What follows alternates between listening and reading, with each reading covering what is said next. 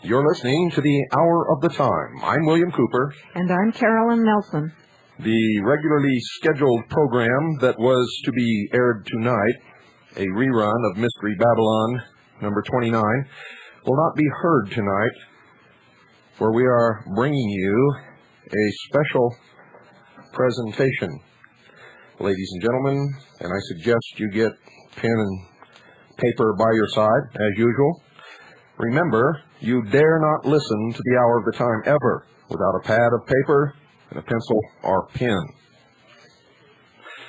Ladies and gentlemen, I made a prediction last year that 1994 would be the year that they take the guns away from the American people, and it appears that once again I will be right. On December the 29th, USA Today, a newspaper owned by Gannett Company Incorporated, published an issue, the first time in my entire life I have ever seen an entire newspaper devoted to one subject: guns in America. Death by guns in America. Children killed by guns in America. The following day, December the 30th, CNN's entire programming for the day was devoted to anti-gun propaganda.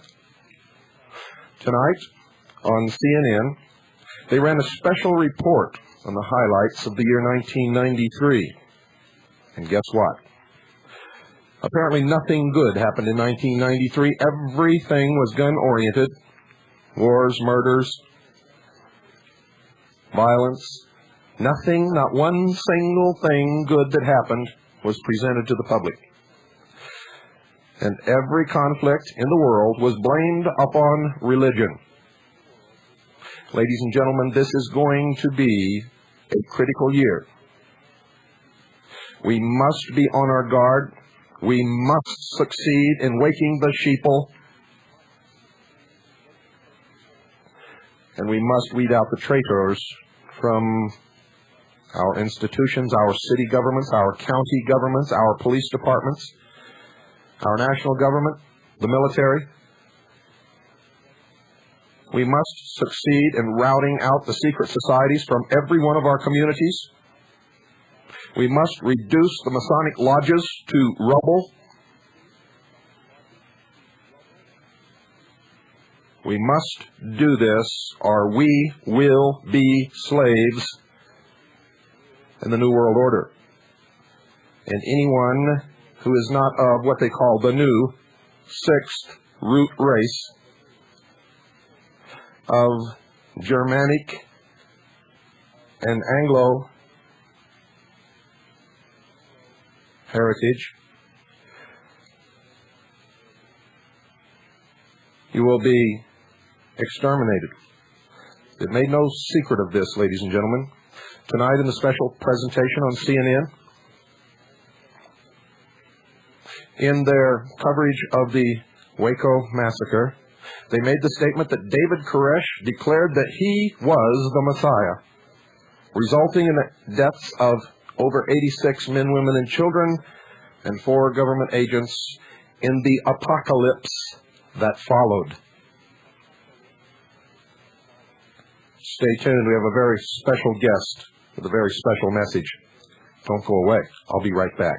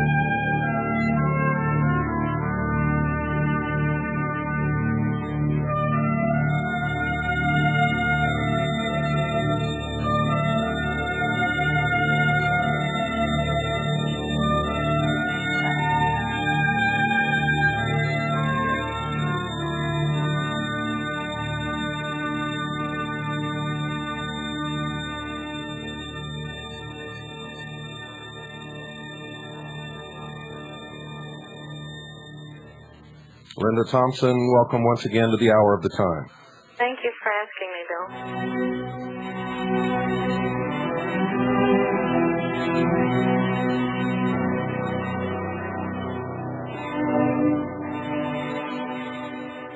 The massacre in Waco, Texas, for those of us who understand its meaning, has cut deep into the quick of the American consciousness, those of us who are still Americans.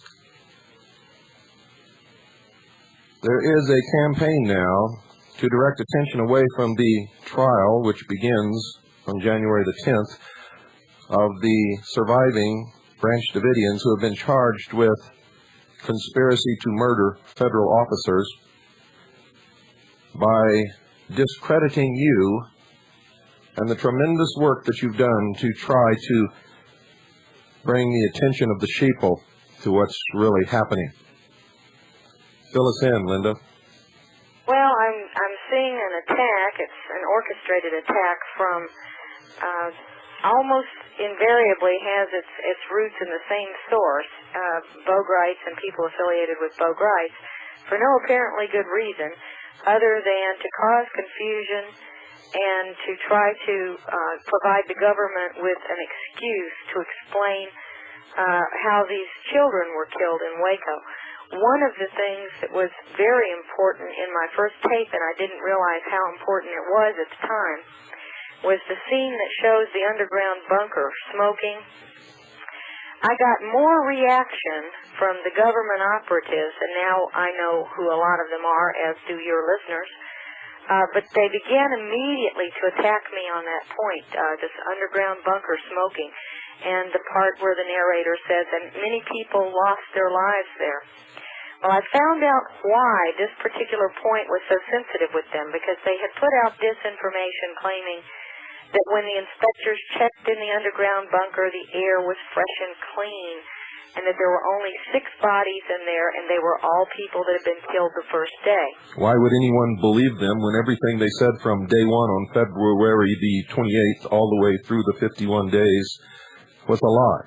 There's a lot of people that have believed the story from day one, and they still believe the government's version, despite the fact that even in the published accounts, you can see lie after lie after lie. They contradicted themselves day after day after day. But this one particular point turned out to be very important, because it happened that many of the children were in the underground bunker. You remember after the fire that the news media kept talking about there was one building still standing. It was a concrete building, and they made a big to-do saying, oh, the firemen and the marshals and the ATF and the FBI were afraid to go in there. That was where all the ammunition was, and it might blow up, and that there were, when they did go in, there were hundreds of rounds of ammunition up to their knees and all this kind of malarkey. And they kept calling it a bunker. It was an above-ground concrete structure. They kept saying there's ammunition in the bunker. Well, first of all, that's not a bunker. It used to be, when the Branch Davidians' house was still standing, it was a meat locker. It was a cold storage meat locker, a walk-in cooler, inside what used to be a well house. Second of all, we've got film footage, and you could see some of that in our first tape, Waco, the Big Lie.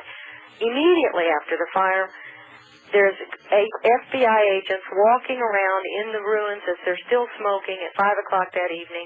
They walk right in that concrete structure. There's no fear whatsoever of any exploding anything, no fear of any bullets, nothing. This was not the bunker. They also said they found many children with their mothers in the bunker.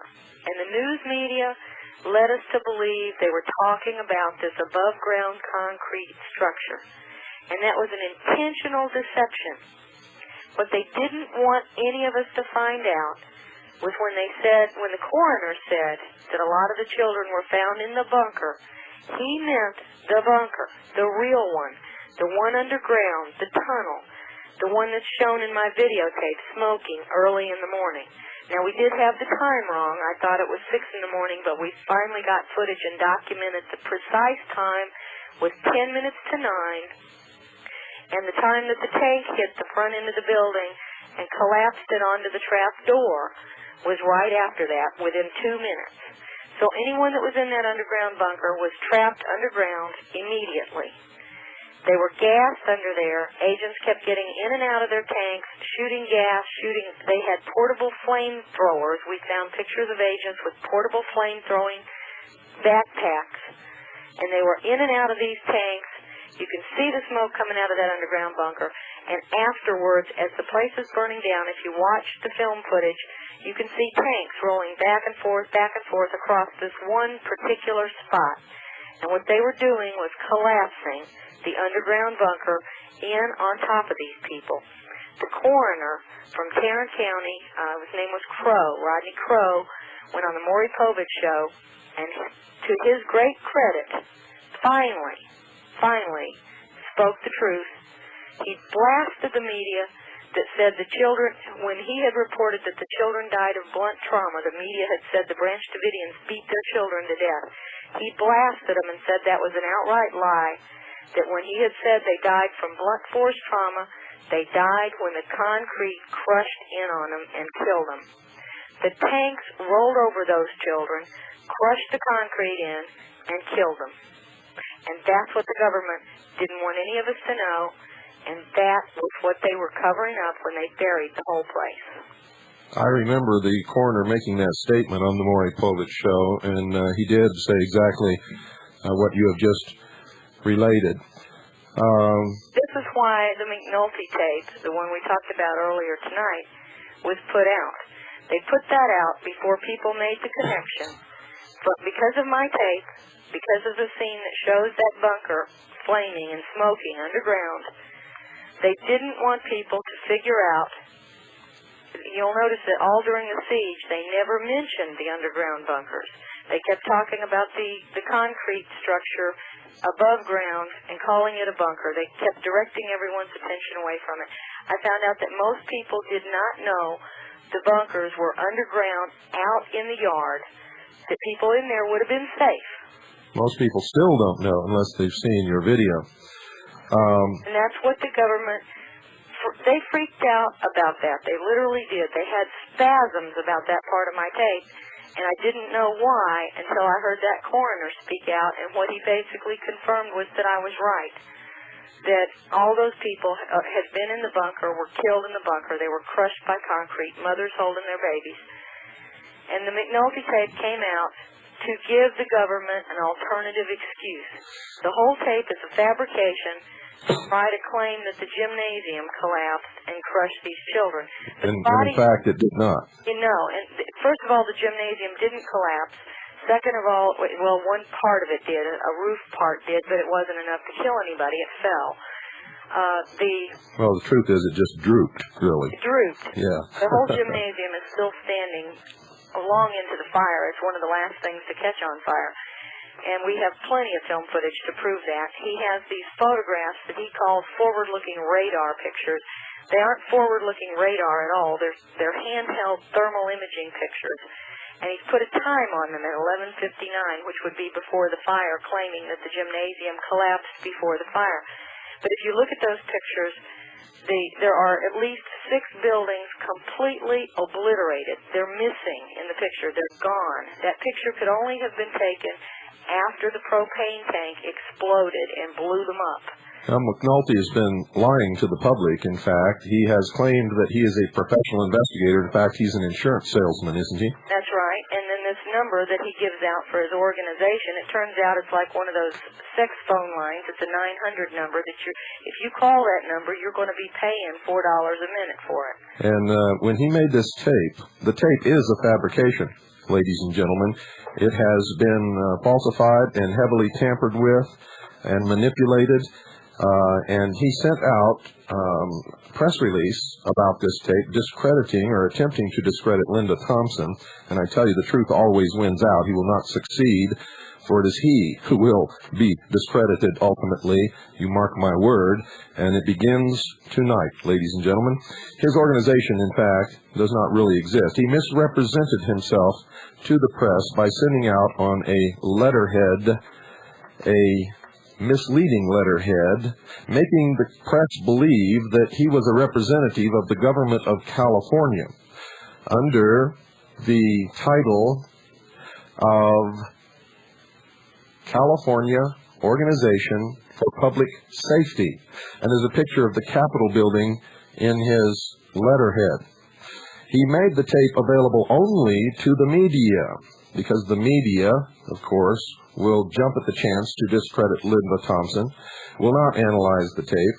And so far, I have not seen the media, this tape, presented on any television media, but I have heard talk show radio host after talk show radio host parrot this phony professional investigator who's really an insurance salesman representing an agency of the state of California which does not exist, giving out a telephone number, which is a 900 number, which you're charged for if you call, who has totally created a manipulated phony tape to attempt to divert your attention away from the upcoming trial on January the 10th. You see, if they can succeed in discrediting Linda Thompson, they can do whatever they want to the surviving Branch Davidians, just as they could succeed in murdering the entire congregation of that church just by making David Koresh appear to be politically incorrect.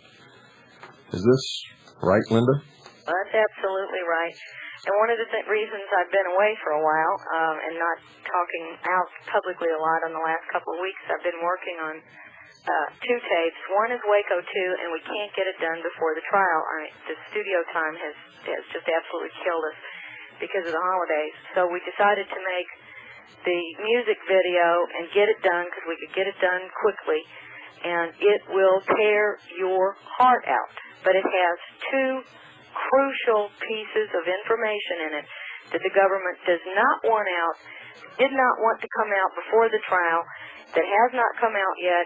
And when people see, I want people to do what they did with the first tape. Get it out everywhere. Get it out quick. Get it out before the trial, especially if you're in Texas. Try to make sure it gets in the hands of every one of your neighbors in case they might be on that jury. But keep in mind, in this case, the judge is going to pick the jury. He's put a gag order on the attorneys. He's decided that the jury is going to be anonymous. They've moved the trial out of Waco to San Antonio, but they kept the same judge, the judge that picked the magistrate that signed the original search warrant, the judge that held secret arraignments of these Branch Davidians, the same judge that kept witnesses in solitary confinement in Waco. This judge has no scruples, no concept of the Constitution, has no intentions of doing anything but whatever the government has told him to do. You talking about Green? No, Judge Smith. Judge Smith? Green is the magistrate that Walter Smith picked Green. Green is the magistrate that signed the warrant. Right, and Walter Smith, the federal judges get to pick their own magistrates. They're not even appointed or voted or anything. They're hand-picked by the judge, and the judge is hand-picked by the governor. They also are not voted in. They are federally appointed.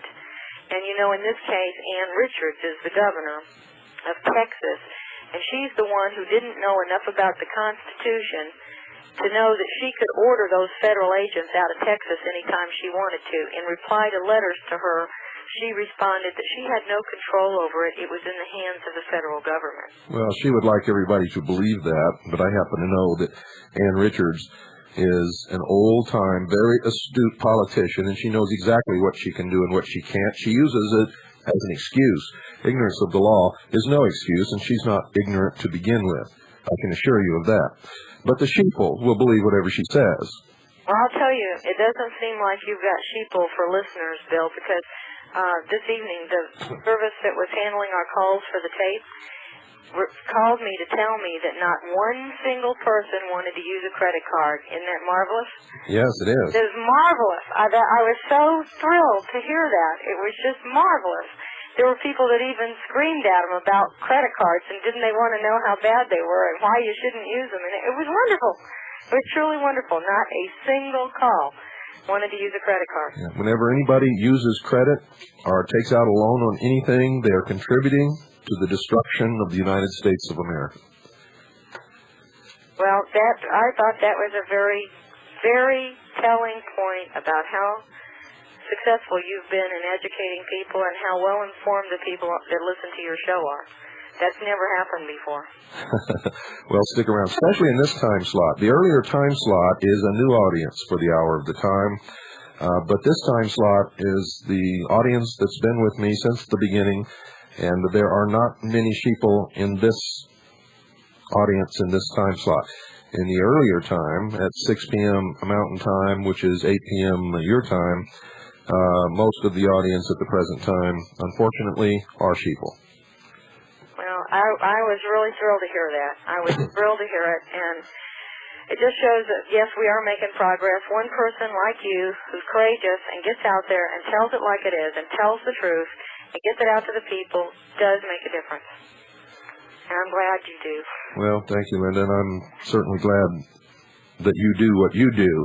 And I try to make all these people who always come up with this excuse that I'm just one little human being, and what can I do? I can't do anything.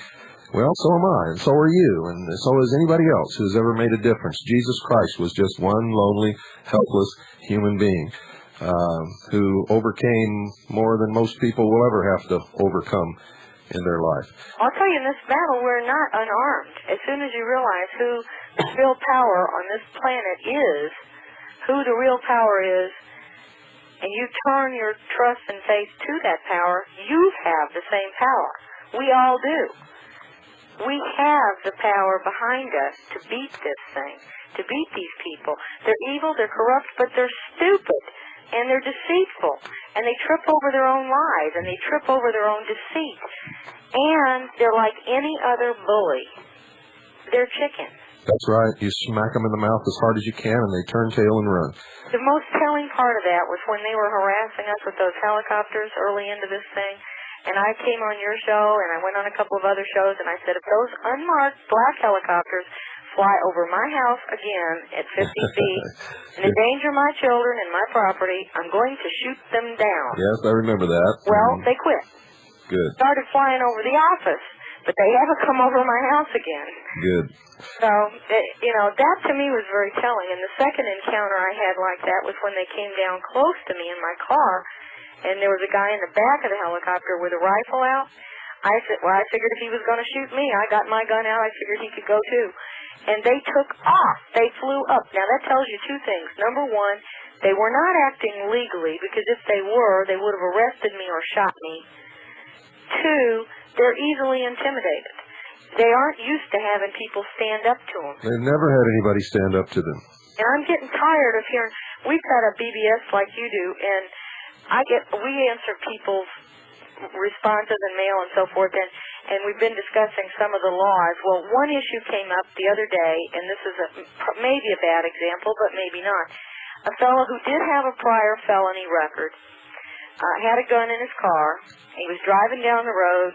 He had a tail light out, and he got pulled over by the police because he had his tail light out, so it was a traffic violation. He hadn't done anything. He hadn't injured anybody. He had committed no crimes. But the policeman was able to run his information and found out he had a prior felony conviction and saw that he had the gun laying there in the open in the seat, which was perfectly legal if he weren't a felon. They arrested him and put him in jail. And immediately, people started screaming, oh, it's a felon with a gun. You shouldn't give him any bail at all. Now, this man hadn't used his gun. He hadn't hurt anybody. He had a job. He's a law-abiding citizen at this point. He's paid his debt to society. He's done nothing wrong. But merely because he possessed a gun, we've got idiots who are responding just like the crowd did in Nazi Germany, where it's against the law. Put him in jail. Keep him there. Throw away the keys. Yeah, not only that, but it's not really against the law. The law says that you cannot take the citizenship away from an American citizen. Only you can renounce your citizenship. Nobody else can take it away, no matter what you do or anything. And the second article in the amendment does not make any distinguishing exceptions or anything. It says the right to keep and bear arms shall not be infringed. Period. Well, it amazes me. What amazed me was two things. One, the people don't stop and think how stupid, if that is a valid law, what a stupid law it is. And who passed it? How did we let a law like that get passed? And now look at this new crime bill. The crime bill is the same kind of law, only it's applied to all the rest of us. It says it's going to be illegal to merely possess particular types of guns. It doesn't, you don't have to harm anybody, you don't have to shoot anybody, you don't have ever had to have done a thing except own it. That is the exact same kind of law, and we're going to get the same kind of response. We're going to have these good little Nazis out there saying, well, you're a criminal, you own a gun. And nodding their heads like sheeple. Sheeple is not a strong enough word for these, because they don't think. They just simply... You ought to see the letters I get for calling people sheeple and say that it's not a strong enough word. It's not a strong enough word. People, you're giving your liberties away. Just because a law has been passed, does it make it right? Is it constitutional? Is it moral? No. You know, and where do we stop this? You can't say you can do it through voting and through elections, because at this point, if there's anybody out there naive enough to believe that the elections are not rigged... Well, Linda, I have one stance on this, and that stance is constitutional. All these other arguments to me are bullshit. There is no argument. There is no reason. There is no discussion. If you want to take guns away from the American people, there's only one way to do it. You're going to have to change the Constitution. Until the Constitution is changed, no weapons are illegal in this country. The Constitution says clearly the right to keep and bear arms shall not be infringed. Don't get caught up in these other arguments. Anybody, don't even start discussing any other argument but that one. That is the only one that applies. And the reason that also applies is that the Congress does not have the right to pass laws giving the federal government jurisdiction over crimes. Even if it were legal to legislate anything about guns, federal criminal laws themselves are unconstitutional, because the federal government only has jurisdiction in its territories. That means in Washington, D.C. That's correct. If you're not standing on federal property when you commit a crime, any kind of a crime, the federal government has no jurisdiction. Their laws do not apply. Their agents have no authority and no jurisdiction. The jurisdiction comes under the state. And how they have been getting around that is claiming that crime affects interstate commerce, so that the Congress can pass laws about interstate commerce, therefore they can pass laws about crime. The only thing that they can do with interstate commerce is regulate it, period. And that is where we have absolutely let them take our liberty away from us. And that's the key. You said it right there, and that's what I've been telling the world. We would not be in the predicament that we're in now if people were not apathetic, ignorant, and stupid. Most people don't even own a copy of the Constitution. Most people, in fact, have never read it in their entire life, unless they were forced to read it in school, and then they had other things on their mind and didn't even pay any attention to what it was they read, if they even read it in the first place. They're not teaching the Constitution in school anymore. That's correct. Absolutely not teaching it. And you can mention amendments to people. They don't even know what they are. They don't have the first concept of what the Bill of Rights is. Thank you, Linda. Don't go away. We'll be right back.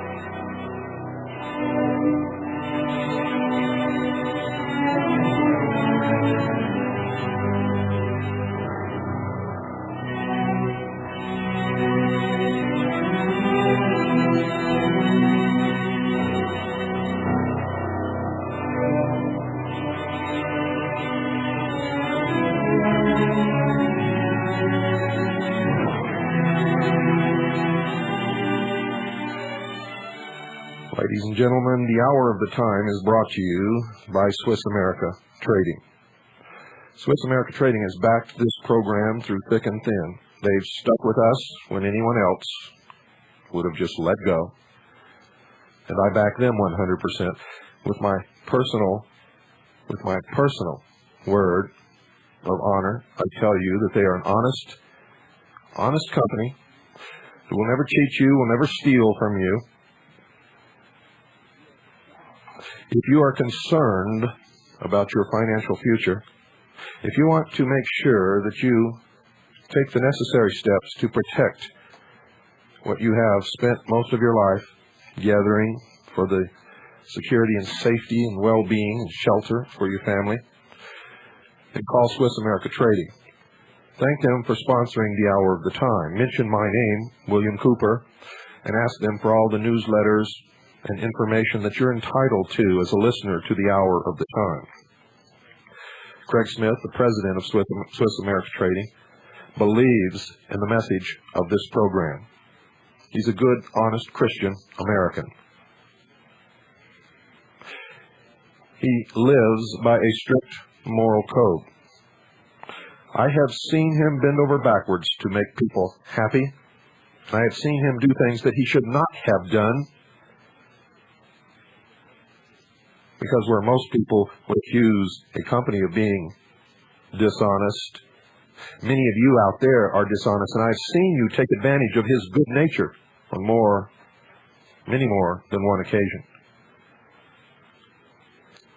If any of you ever believe that you have been cheated by our sponsor, you notify me immediately, and I will conduct a personal investigation. And if you are correct, they will not be the sponsor of the Hour of the Time beyond that point. But I tell you now, there is no danger of that ever happening. The people at Swiss America Trading have become good friends. I know them. I have discussed their business dealings with state officials, with federal officials, and with many, many customers. I have helped mediate disputes. And in every case that I mediated a dispute, the customer was in the wrong. In every single instance. And in every single instance, Swiss America Trading bent over backwards to make them happy. They care about this country. They care about you. They care about the message of the Hour of the Time. Almost, in fact, every one of their competitors that I know of began their career working for Craig Smith at Swiss America Trading, except for one who began his career as a customer of Swiss America Trading, and by picking Craig Smith's brain, learned enough to start his own business. I don't have to name these people. You know who they are. But it's the truth. It's the absolute truth. And Swiss America Trading will be there when all the rest of them are gone, I can assure you. They're the only ones who have a buyback policy that they will give to you in writing. Ask the others if they will give you a buyback policy in writing. Ask the others how many days you have to examine your purchase, and whether or not you can return it during that time for no other reason that you just don't like the way it looks. And then call Swiss America Trading, folks, at 1-800-289-2646. That's 1-800-289-2646. Stop gambling. Stop playing the odds. Deal with an honest, good, reputable company that's been in business for many years, and from which all the others got their start. That's Swiss America Trading, 1-800-289-2646. Call them now. You know how you are. You know that you will procrastinate. You know that tomorrow morning you will find something else to do. Look around at the faces of your family members, and if you cannot tell them now and assure them that your assets are protected and that your future is secure, then you must. You have no choice. You must. If you are a responsible, decent, loving human being, you must call Swiss America Trading now.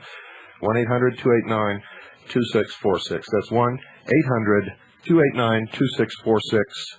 Do it now. You'll be glad that you did.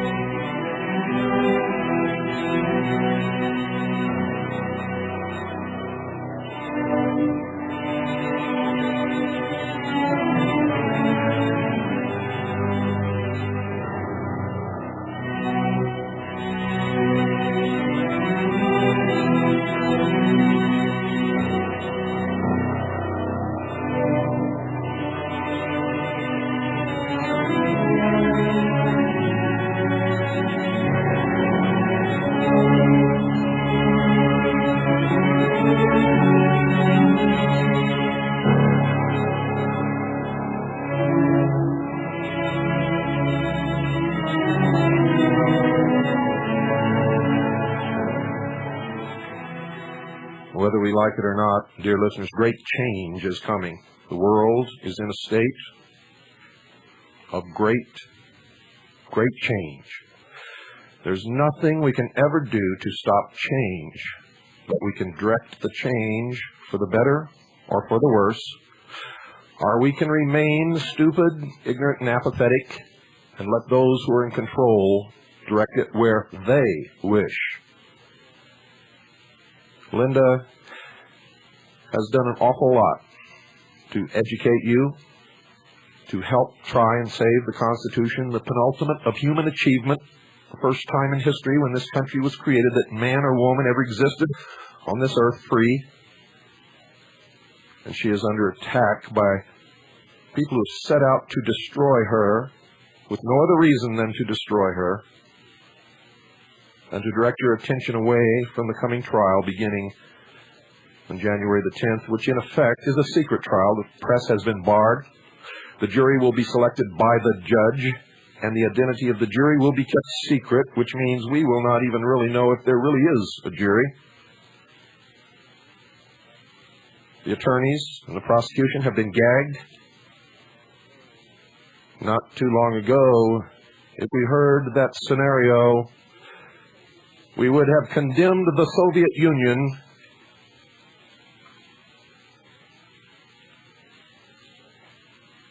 Do you remember? Well, I do. Linda, tell us what's going to happen with this trial. How many people are involved? There's 12 Branch Davidians on trial. Now, they're all charged with conspiracy to commit murder or murder of federal agents. This, if anyone who saw the first Waco tape knew that there was way more there than met the eye in terms of who was shooting first. Since the first Waco tape came out, the 911 tapes have been released, which, by the way, we also have.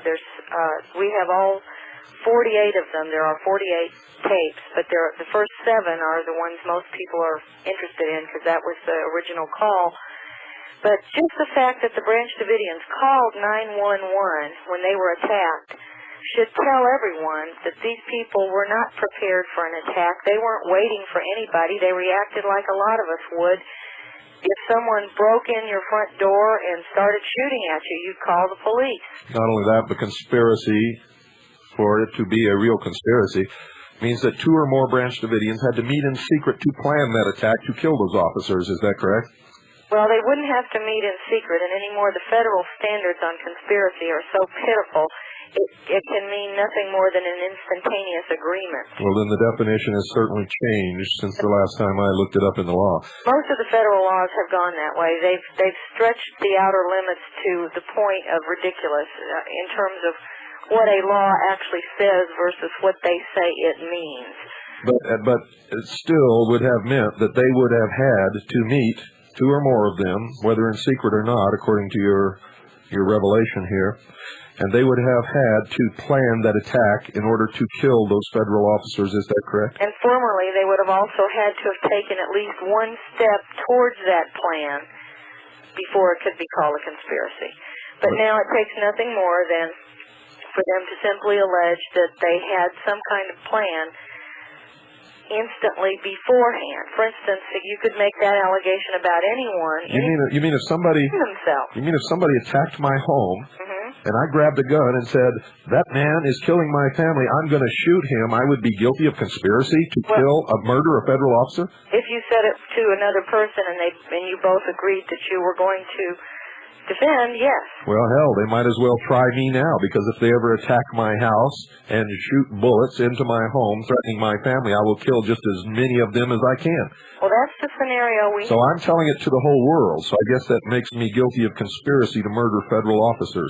Well, probably guilty of uttering threats against a federal officer. No, this is no threat. I'm telling the world that if they attack me with weapons shooting into my home, I will defend my family and my home, and I will kill them.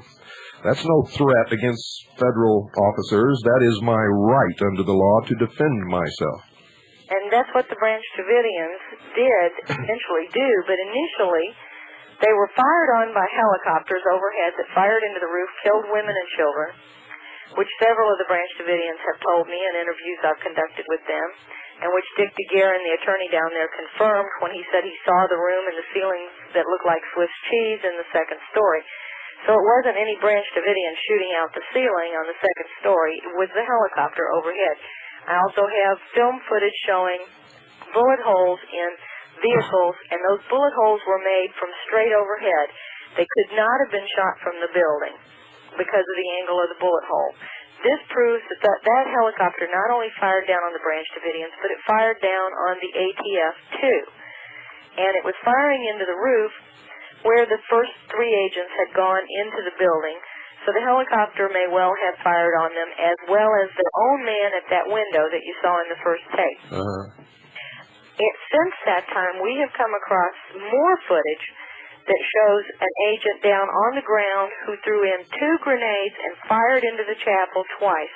The ATF, when they tried to tell their new version of the story about how 3 of their agents got killed, changed the story and claimed that one of them was killed in the chapel.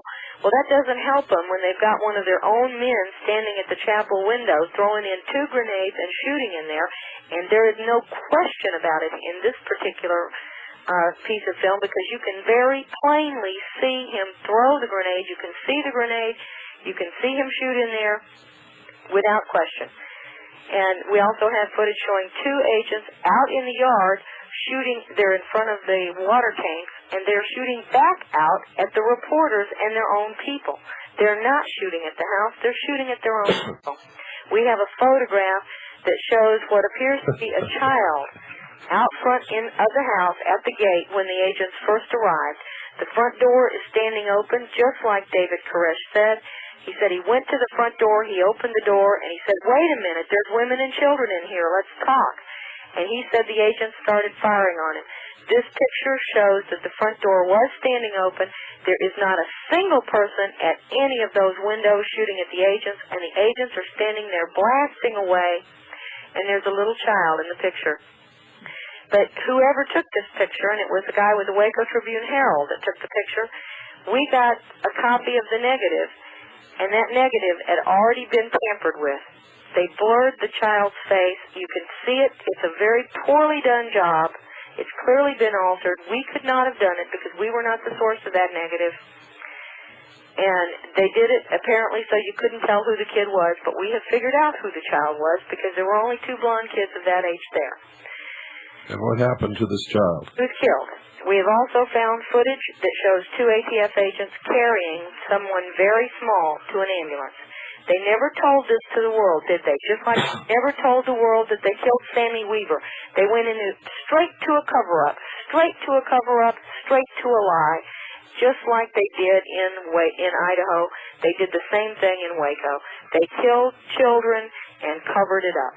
Were you aware that the Treasury Department comes under the International Monetary Fund and is really not an agency of the United States government? Yes, and I just saw an excellent letter from Richard Palmquist out in California, who is another person who's working very hard in this, where he had a 501c3 corporation, which he dissolved, and sent a letter to the Treasury Department accusing them of perpetuating a fraud on the American public, and the entire fraud being exposed in this letter that he wrote. It was just an excellent letter. I wish I could write as well as he does. But that letter, if I could get a copy of it out to everybody in America, I would, because it explains how the Treasury Department is not even using Department of the Treasury any longer. It's not the United States Department of Treasury. And it's not the United States Treasury, which is the true agency of the United States government. It's just simply Treasury Department. That's right. And the secretary, who is the head of the Treasury Department, is one of the directors on the International Monetary Fund. He receives pay for that position, and that's absolutely forbidden and illegal under our Constitution, which says that no officials should receive any emolument or payment from a foreign entity. But it is a requirement of the Treaty of Bretton Woods that the Secretary of the Treasury be paid by the International Monetary Fund and not by the government of the United States of America. The Bureau of Alcohol, Tobacco, and Firearms is a tax collecting and enforcing agency which comes under the Department of the Treasury, or the Treasury Department.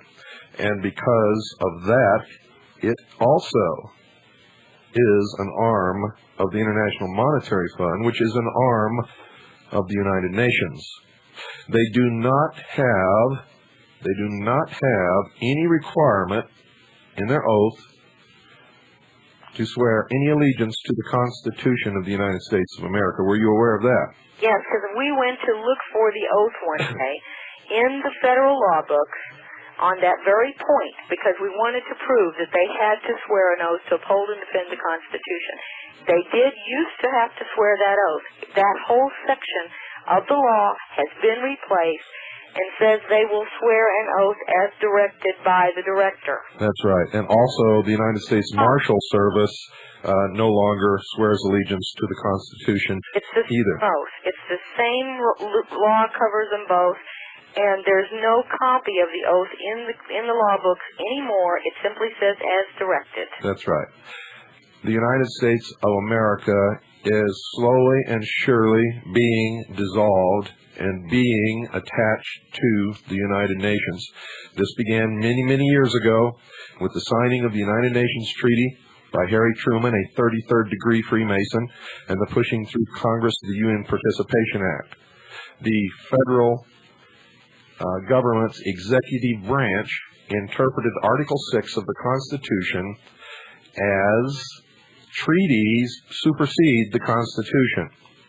And they established the National Security Act, the Central Intelligence Agency, and they have been working to dissolve the sovereignty of all nations of the world and bring about a one-world totalitarian socialist government with the full cooperation of all those belonging to the secret societies within our government, without our government, in the military, in the Congress, in the states, and even in the cities. It's treason. Well, it's absolutely treason, so when are we going to do something about it? Linda, could I ask you also, could Mr. Palmquist's letter be included in your video by any chance? Well, we certainly could, and I'll tell you another thing. If I could, I'd like to give out my address, since everybody that called wanted to their great credit, did not want to use credit cards, did want to order the tape, and did need our address. Could I give that out? Sure. Okay, it's American Justice Federation, 3850 South Emerson Avenue, Indianapolis, Indiana, 46203. It's American Justice Federation, 3850 South Emerson, Emerson Avenue, Indianapolis, Indiana, 46203. Now, I can include that letter. Yes, I sure could. It's a wonderful letter. And anyone out there who is a member of a church that has still got a 501c3 tax-exempt status, you tell them that they have put their church under the government's direction. They are serving the government, not God. They have a contract with the government to serve the government, and they should immediately dissolve that 501c3 status. And if I hear another preacher ask me, well, what do we do about our tax-exempt status? That is the point. Under our Constitution, the government does not have the right to regulate churches at all. You didn't need this status. Nor do they have the right to levy a direct tax upon the people or an excise tax upon individuals or their incomes. And anytime you incorporate, whether it's a 501c3 or any kind of corporation, you have given up your sovereignty, you have given up your state citizenship, and you have become a part of the Federal District of Columbia. You are subject to the laws of the federal government. You have no constitutional rights, and you are a 14th Amendment citizen of the United States of America, which is a foreign government to the several states. Well, we just dissolved our corporation, which was not 501c3, but nonetheless it had been a corporation, and we're taking steps to get ourselves individually out of this entire system, having discovered that it is a fraud and it is corrupt. The main fraud is Social Security. One of the big frauds that everyone, the carrot and stick approach that the government is using to keep people in this fraudulent banking system, They claimed that Social Security was an insurance program. It was never an insurance program. They used the word insurance liberally throughout. But you ask for a guarantee in writing that you will ever be able to see any of your contributions back. You can't get that. They will not give it to you. They will not guarantee it. It is not insurance of any kind. It's a trick. It's a hoax. It's a lie. And you were given a Social Security number. What have they done with that? Do you remember they used to say they couldn't be used for identification? Now your Social Security number is used everywhere on everything by every government agency. Not just the government. Go buy a battery at Radio Shack and see what happens. Well, Linda, I want to thank you for all your work, and I want to tell you, stand up tall during this attack upon your person and your character. You will prevail. To all my listeners, I want you to get the videotape, the musical that Linda has just completed, and in about 2 weeks she's going to come out with her second Waco tape. And if you can, this guy McNulty only makes his video available to the press so that the public cannot examine it. Any cursory examination of that tape will prove that it has been extremely manipulated, tampered with. It is a total fraud. McNulty himself is a fraud and a liar and a fake. Here's the way you can tell it even with the naked eye. If you get footage and it's copied from any source, if he got a copy from the network like he claims, when you copy it, it's going to be worse quality than the first one, no matter what. Your footage is going to be slightly worse. And then he said he copied it onto digital tape. Well, that's another copy. It gets worse. Footage does not improve as it gets copied. It gets worse. But his still pictures are much clearer than his original footage right there. And he admits he digitized it. That proves it was digitized because you have to fill in the missing information, and that's exactly what he's done. Not only that, but he screwed up and he's got sky underneath a building. Now he's got a building parked where it doesn't belong, and it's up in the sky, right? Yeah, and the roof line goes in the wrong direction. And, there's a lot to it, but you can see it with the naked eye. It's easy to tell that he's done these things.